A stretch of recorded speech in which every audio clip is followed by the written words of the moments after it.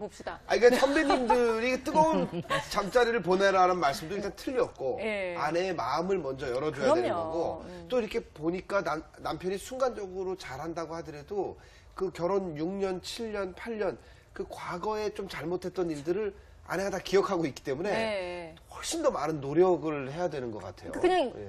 아주 그냥 단편적으로 지금 저 화면만 보면 아내가 너무 짜증내고 남편을 너무 거부하는 거 아니야라고 할 수 있는데 이게 닭이 먼저냐 달걀이 먼저냐의 문제인 것 같아요. 아내 입장에서는 술 마시고 들어와서 그런 모습을 보였던 남편 때문에 나는 잠자리를 갖고도 싶지 않다. 남편 입장에서는 잠자리를 거부하는 것 때문에 나는 술을 마시게 된다. 이렇게 서로 다 핑계거리가 있는 거죠. 악순환이네, 악순환. 그렇죠. 네. 그러니까 지금 악순환이 이제 계속 반복된다고 할 수 있고요. 이런 경우에 이 악순환의 연결고리를 끊어주셔야 돼요. 그래서 선순환으로 가주셔야 되는데 지금 이 남편 같은 경우는 아내를 굉장히 사랑하는 감정이 있어요. 그런데 유일하게 사랑을 표현하는 방법이 사실 스킨십이고 안는 거예요. 그러니까 잠자리를 요구하는 거거든요. 그런데 이 아내는 나의 어떤 마음을 몰라주는 것 때문에 지금 거부하고 있는 거고요. 네. 그리고 술이라고 하는 거는 이 남편으로서는 굉장히 어떤 의미가 있다라고 하는 게 사실 술이라고 하는 그 역할이 되뇌를 억제시키는 어떤 작용들을 해요. 그러면 성욕이나 아니면 어떤 발기력을 조금 저하시키는 요소들이 좀 갖고 있어요. 네. 그래서 이제 대부분의 술을 먹은 다음에 더 성욕이 생긴다라고 하는 거는 자제력이 감소가 되기 때문에 그런 거지 사실 성욕이 생겼다라고. 그건 아니고 착각인 거군요. 예, 그런 어떤 착각들이 있는 거죠. 그래서 이 남편은 그러한 부분에 어떤 술이라고 하는 거를 그래서 이제 본인이 아내가 나를 거부하기 때문에 내가 술이라도 낙을 삼아야 되겠다라고 하는 거를 지금 계속 가고 계신 거거든요. 네. 근데 요즘은 정말 주변에서요, 뭐 섹스리스 부부 굉장히 급격하게 좀 증가하고 있고 사회적인 문제처럼 많이들 얘기를 하시는 것 같아요. 그런 경우가 이제 굉장히 많은데 상담하다 보면 거의 많은 아내들이 임신, 출산, 양육 과정에서 이제 어떤 성관계에 대한 문제가 이제 생긴다고 네. 볼 수가 있거든요.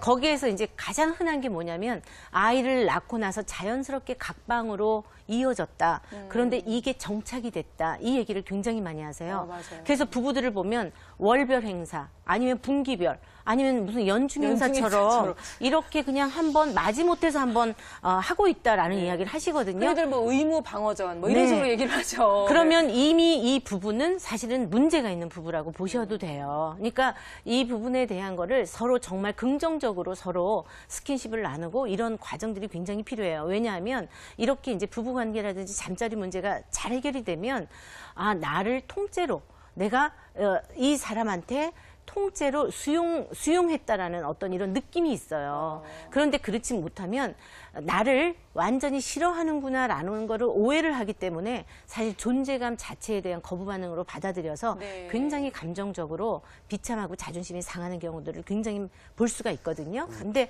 거의 다 보면 섹스리스 부부의 이제 아내들이 거부하는 경우에 가장 많은 것이 이제 우울증이에요. 그러니까 산후우울증도 있고 그 다음에 부부 갈등으로 인한 우울증도 있어요. 네. 그리고 두 번째는 부부의 심리적인 요인에서의 어떤 갈등의 요소들이 분명히 있는 거고요. 그리고 이제 또 살펴보면 재미가 없는 거예요. 성관계에 대해서 남편이 너무나 자기 본인대로, 본인 위주대로 자기 재미만 보려고 한다라고 생각이 됐을 때는 아내들은 어떤 반발 심리도 있어요. 그렇죠. 그리고 또 최근에는 이제 맞벌이 여성들이 굉장히 많이 늘었기 때문에 바깥에서 일하고 또 가정생활도 해야 되고 아이 양육까지 해야 되니까 지쳐서 사실은 굉장히 지쳐 있는 상태이기 때문에 이러한 부분들이 원활하게 잘 소통이 되고 있지 않다라고 이제 생각이 들어요. 네. 근데 이거는 원인이 어디에 있든지 간에 이 부분을 잘 원인이 있으면 그 원인에 대한 제거를 해서 조금 더 잘할 수 있도록 두 사람이 정말 부부로서 함께하는 그런 시도와 노력들은 정말 필요합니다. 그럼 반대로 선생님, 아내가 거부하는 게 아니라 남편이 거부하는 경우도 있을 수 있잖아요. 그런 때는 어떤 이유를 좀 생각해 볼 수 있어요? 대부분의 이제 남성의 갱년기 증상의 하나가 사실 성욕 감퇴예요. 그리고 남자는 뭐 40대 이후면은 성적 욕구가 떨어지고 네. 여성은 올라간다고 오히려, 이런 얘기 네. 들은 적이 있거든요. 그거는 왜 그러냐면 남성의 어떤 이 갱년기 증상의 하나인데 나이가 들면서 고환이 위축이 돼요. 그러면 이 고환에서 어떤 남성 호르몬이 생성이 되는데 이러한 부분들이 활기차게 이제 생성이 잘 안 되기 때문에 네. 사실 잠재력이라든지 아니면 성욕이라든지 뭐 이런 부분에 대해서는 현저하게 이렇게 떨어진다고 할 수 있어요.